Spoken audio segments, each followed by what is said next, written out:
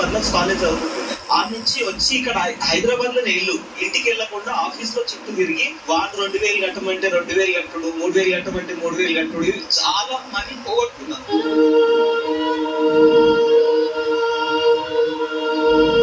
అట్లాంటి టైంలో ఒక స్టూడియో ముందు ఒక సంవత్సరం నిలబడ్డది సార్. గేట్ లోపలికి వెళ్ళకుండా ఒక సంవత్సరం నిలబడ్డది సార్. గేట్ లోపల ఏముంటుంది కూడా తెలియదు నాకు.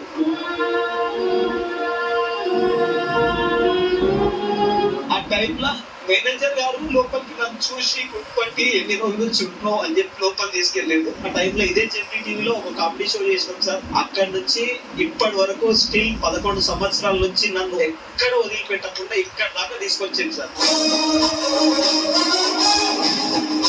దీనికోసము నేను జాబ్స్ అన్ని వదులుకొని ఒక పెట్ షాప్ పెట్టుకొని, ఆ పెట్ షాప్ ఉంటే నాకు ఏదైనా ఒక అంటే ఏ ఆడిషన్ వచ్చినా వెళ్ళొచ్చు, ఎప్పుడంటే అప్పుడు క్లోజ్ చేసుకోవచ్చు అనే ఆలోచనతోటి చాలా మంది అంటున్నారు చదువుకున్నాడు జాబ్ ఏం చేస్తలేడు అని మా మిస్సెస్ ని, మా ఇంట్లో వాళ్ళని చాలా మంది రిలేషన్స్ అన్నారు.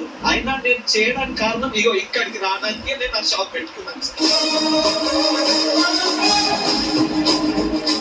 100 రూపీస్ వచ్చిన రోజులు ఉన్నాయి సార్. ఒక రోజులో 10,000 రూపాయలు సంపాదించిన రోజులు ఉన్నాయి సార్. అట్లాంటి పొజిషన్ నుంచి ఈడు దాకా వచ్చిన sir.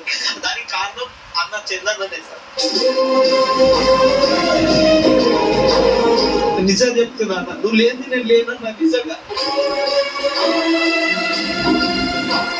Thank you Suresh sir గారు, thank you Chandanna, thank you Venky అన్న. ఈ ముగ్గురు లేకుంటే నేను ఈడు దాకా వచ్చేటోళ్ళని కాదు సార్.